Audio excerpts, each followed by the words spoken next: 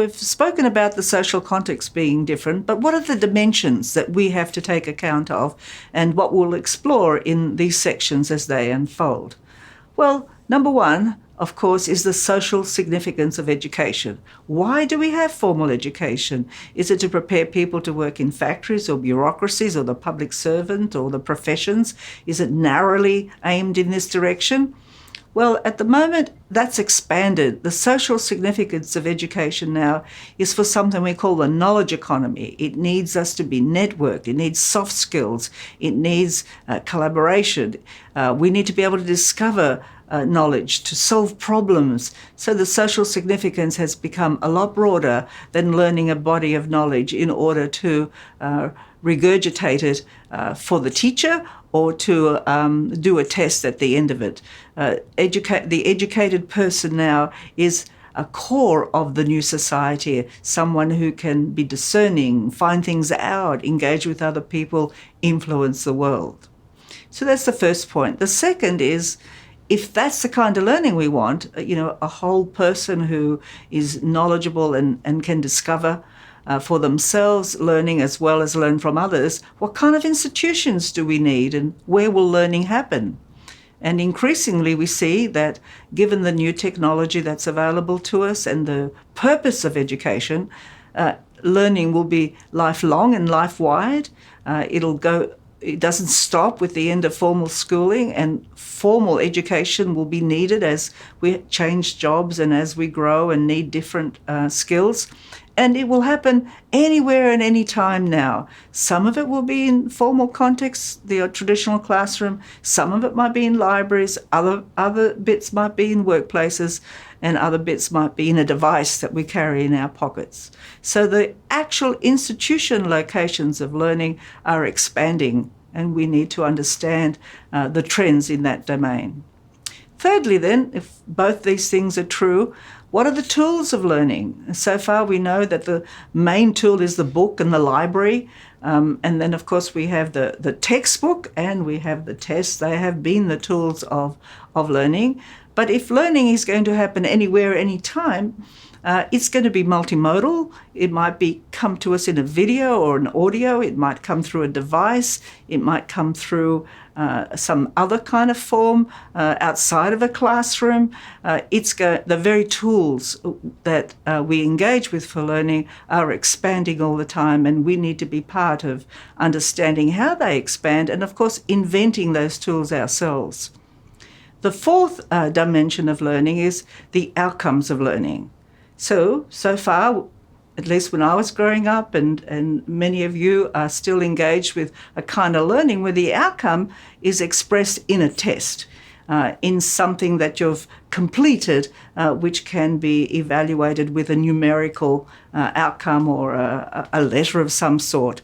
However, if we want people who are problem solvers, who are creative, who are lifelong learners, the doing is as important as the thinking that's represented in some kind of test.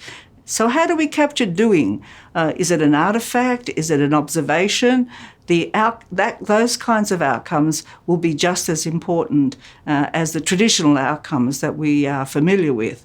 That will require learners to be adaptable, to have outcomes that show that they can apply their knowledge in different contexts, as well as in specific contexts that allow for evaluation and assessment in a range of ways. The fifth dimension of learning, of course, then is the balance of agency. If more is required of the learner, not just the consumption of knowledge, they have to be the co-designers of learning.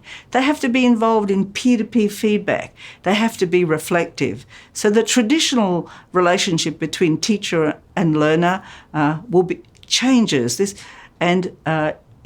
needs to change if we're to achieve the dimensions that have already been discussed. Sixth is the significance of learner difference. And I want to make this point again. Every individual needs to be regarded as a person who engages with knowledge in different ways, depending on dispositions, depending on knowledge they had beforehand, depending on aspirations.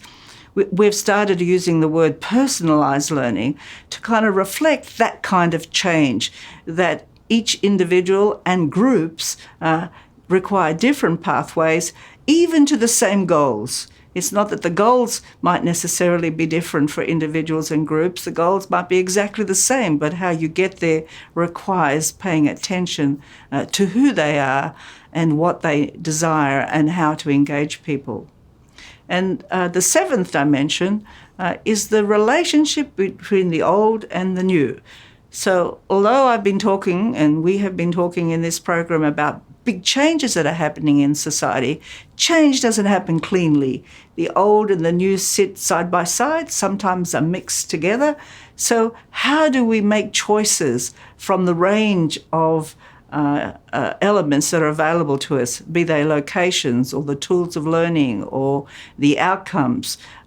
We need to be much more thoughtful and much more selective of the choices and the repertoires that are available to us in order to achieve goals for individuals and for groups and for broader purposes of education. And finally, that brings us to the role of the teacher. The teacher in this new environment, this new ecology, this changed sense of education has to be a professional. They're not just a public servant. They're not just a routine worker who goes through instructional patterns. They have to be collaborators. They have to be capable of working in teams. They have to be involved in self-regulation. And most importantly, they have to act as researchers that observe and modify their behaviours in order to achieve the goals that are required.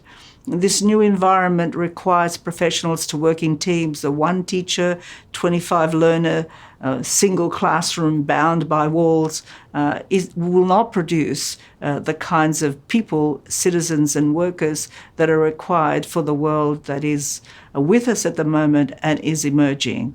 So these are 8 dimensions of new learning which are part of the changes that we have to address as educators.